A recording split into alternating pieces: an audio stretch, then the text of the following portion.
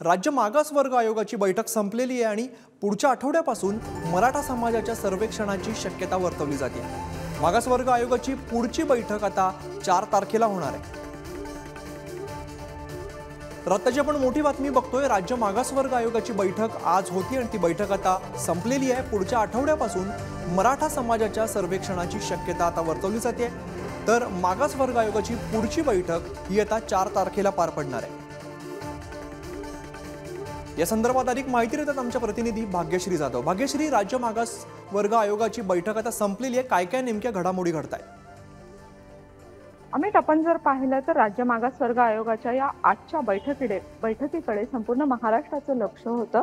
कारण गेल्या काही दिवसांपासून राज्य मागासवर्ग आयोगाच्या या बैठकीमधले मतभेद चव्हाट्यावर आले। अनेक सदस्यांनी राजीनामा दिला आणि आज जे नवनिर्वाचित अध्यक्ष होते सुनील शुक्रे यांच्या अध्यक्षतेखाली आजची ही बैठक पार पडली।